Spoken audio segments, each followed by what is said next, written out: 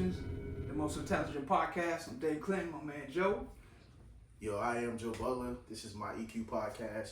Want y'all to stay tuned. Want y'all to stay locked in. We got some topics about relationships and everything, all the above. So go ahead and click our page. Let's go. I feel like I need one of those too. I am Joe Butler. I need some shit like that. Yo. Both of you dudes have been married. How important is it, or was it in your marriages that your wives had friends?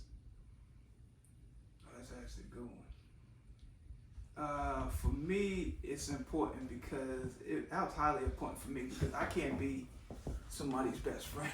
I'm just not good at it. Like I'm not good at being a friend, a husband, and a dad. So it kind of takes some of the pressure off me that you can kind of just go kick it with somebody, then come back. Versus me being, for lack of a better term, being in girl talk and kind of like hearing different things because I might not be the best person. It's kind of like when you have mom and dad roles. Like the dad might not be the best person to be talking to about a period.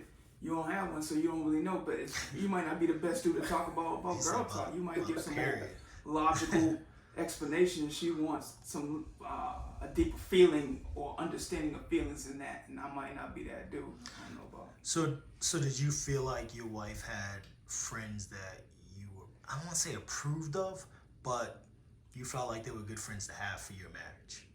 And I'm gonna come to you next. Yeah, that's a good question. I don't know if they were good friends or not. You mean? But did they help your marriage or did they hurt your marriage? I think both. Okay. I think some friends are good because there's like some friends are good for marriage talk and they can give you level-headed advice, and some friends just in an emotion like, yeah girl, then F him or F that type of motivation versus. So you think you felt like she had both type of friends? I think she had both type of friends. So then Well, let's go. Wrong, but I don't know. No, it's how you felt. I'm just trying to dig into that. So let's go to Joe. Joe, your wife. How long were you married? I was married 8 years. 8 years. And you're still young, too. Yeah, very young. So your wife must have had a lot of friends. She was young. Absolutely not. She didn't have a lot of friends at all. So my wife was actually, like, we met, like, when I was, like, maybe in grade school. And we developed a relationship through that. Like, the funny part is, like, me and her sister dated first. And then she hooked me up with her sister. It's so real. Yeah. She hooked me up. I'm letting y'all take it from here. She hooked me up with her sister, right? And All right. she told me like all along, like I liked you all along. And so ultimately after but I was young. It was like I was probably like 10, 11. I don't know. This was like your very young love. And so then after talking to her, up through grade school, high school, I went to her prom, she went to my prom. And so she was never the type of woman the young lady who had a lot of friends, because she was like very feisty. And so you were her like primary friend?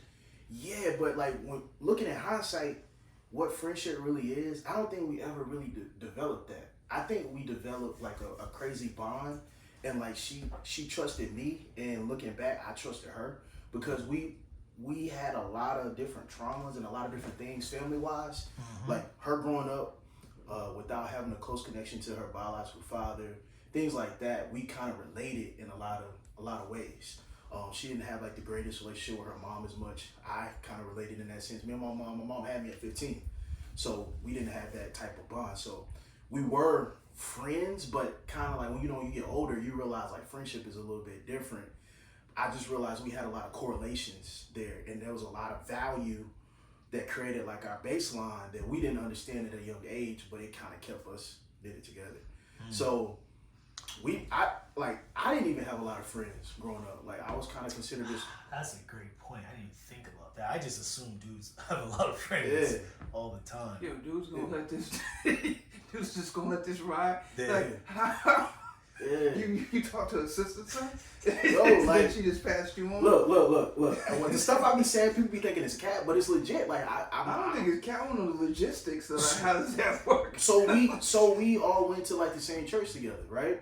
And at this time, I think church girls be the wildest. Yo, like listen, like so we went to the same church together, and like I was a new kid. I'm actually 2 years younger than her. Her sister, I'm a year younger than her. So I was a younger kid, this young, skinny, high yellow kid coming, and like they see me as very attractive, which I am, and so it progressed from there. And like her sister was like, hook me up with him, and then it kind of went from there. Okay. But then I took a liking to her because she could sing, right? And I was trying to play the drums. I was trash.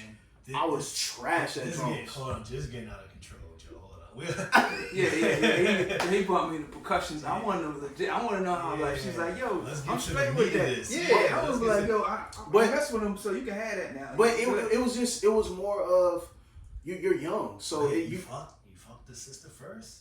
No. Nah. I actually, relationship. Huh? It was a piece. We were young, bro. I was like 10 or 11. Okay. Damn. It wasn't. That's too early. Now I don't even want to hear about the story now. But like me and her, like developed like from grade school. I told you it started like in grade school, like 6th, 7th grade. You know, we was talking about pre-predestined, like.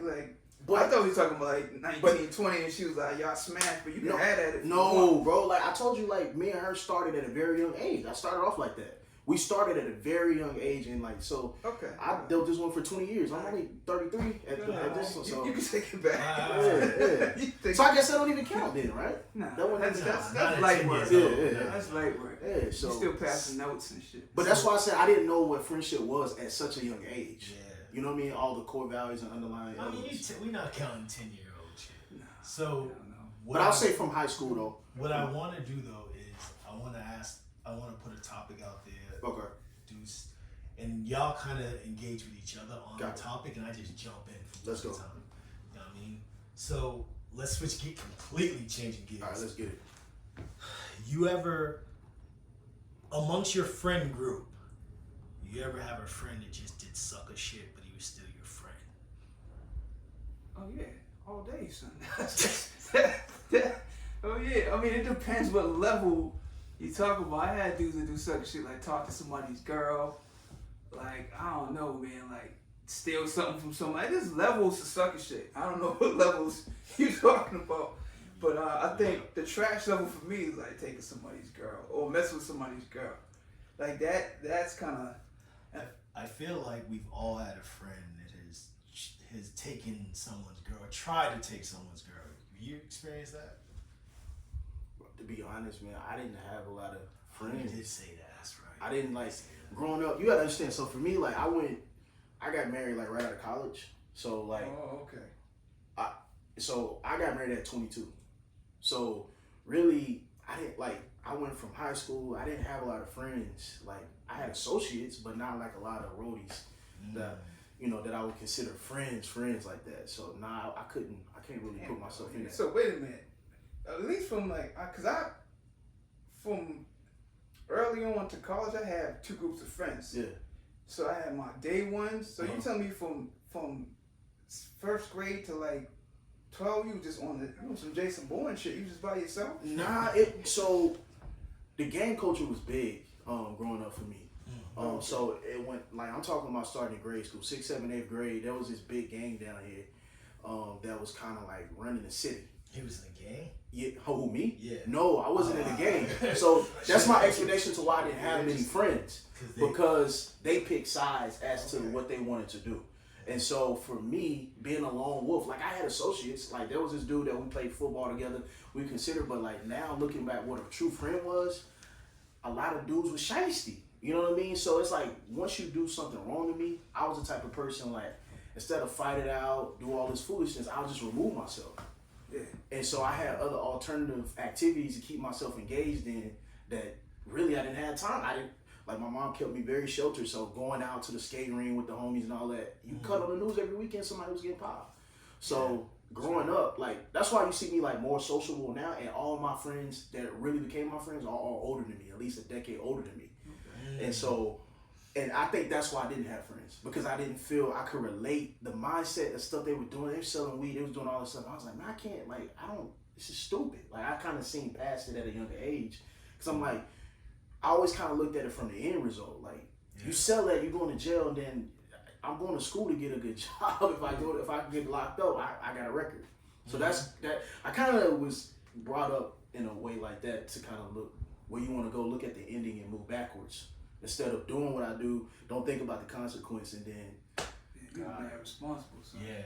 But that's probably the number one reason why when people ask me how did I get married so young, I think it was my mindset. Because I can't even say that I had a lot of couples that showed me what a successful relationship was. I just realized the ones that were in relationships had better careers and they seemed to live better lives from a younger age. I could see that. So all the guys who hold on. We're going back to friends doing sucker shit first. Yeah. Oh, yeah, go ahead. We'll get back to that in a second. So, of your older friends now, you ever had any of them do some sucker shit, and you're like, man, this dude. Because I'm trying to figure out how grown men handle other grown men doing sucker shit. What about you, Dad? Because like I said, for me, I mean, yeah, I've seen dudes. So I've been out and seen one of my homies holler at a chick. Right earlier in the night, my homie, my other so-called homie was there, and he hollers at the same chick like right before the club lets out or whatever, right before the event lets out. And I'm just like, bro, like you seen him. So stuff like that. I don't consider that sucker shit though. You don't? That's good competition, son. That's free game. That's for the streets, bro. Yeah. Like you can't claim it if it's not yours. You can't just put a flag down and be like, it's mine.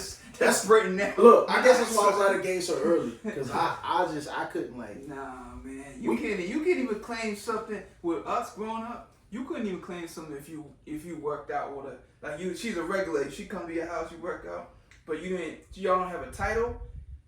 You can't really do nothing about that. So y'all was popping each other's joints? That's not yours. Without commitment? You're being possessive, though. You putting pronouns on it. That's not yours, stuff. So that she belongs to the game. That's the streets. Unless it's your girl. Unless it's your girl. So I got one. We working out, right? Yeah. And you, my mans, you know that. Mm-hmm. So you would shoot your shot at it? Me personally, no. Nah. You just said though that, but it's free game. Back when we was 20 yeah, something, 21, 22.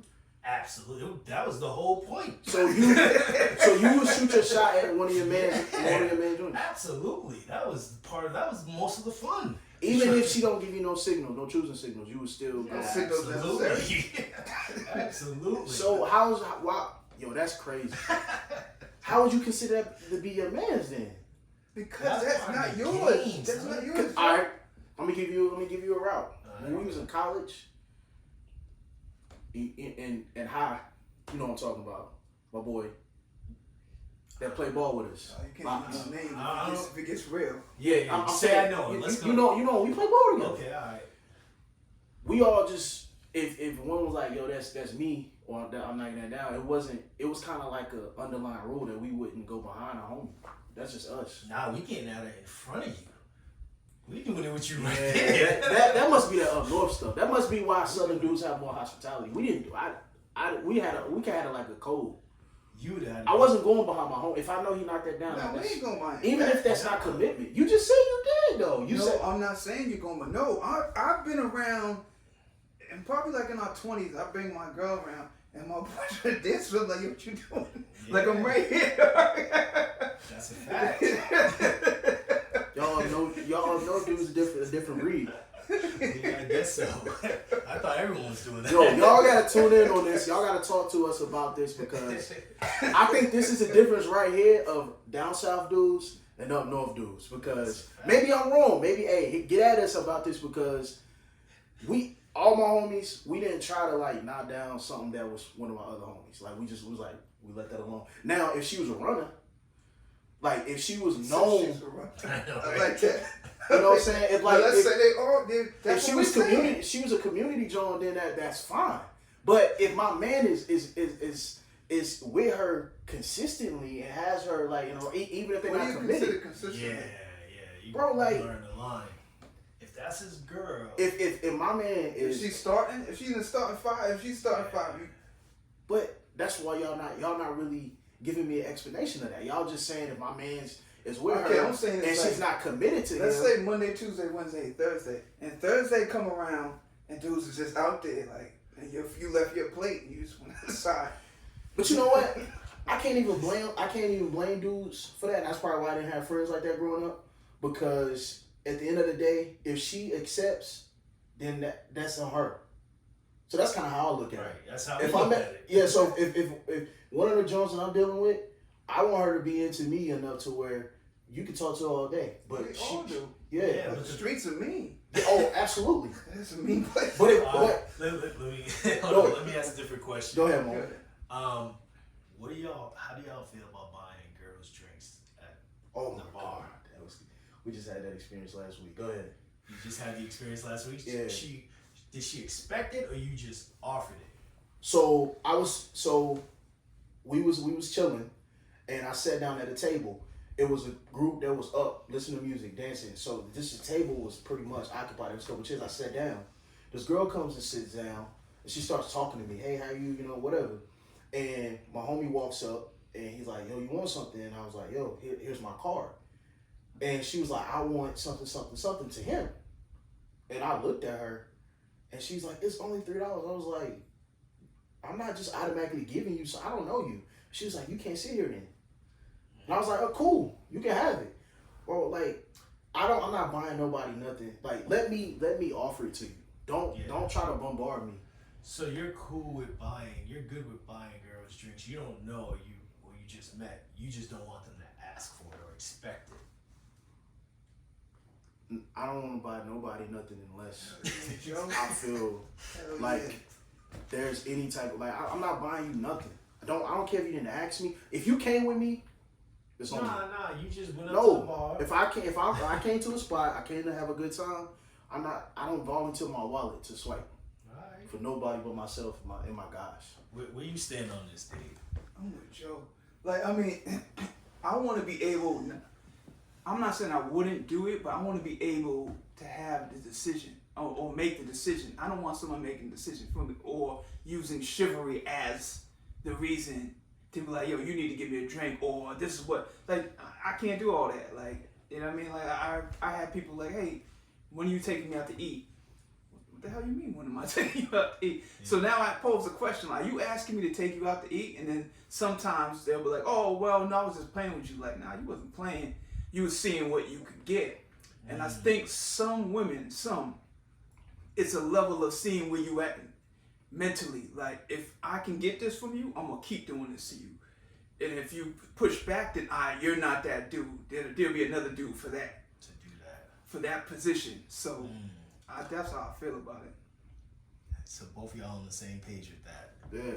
That's interesting. Yeah, I might have to get out. Alright. Cool. Well, let's wrap it up, man. But I like this format. Yeah, this is... Alright, we're going to wrap it up. Oh, we got to do like a quick joint that I could throw up there. I could just throw on the page. What you mean? What are you talking about, picture? Well, like we do like a little quick video or something like that we just throw up there.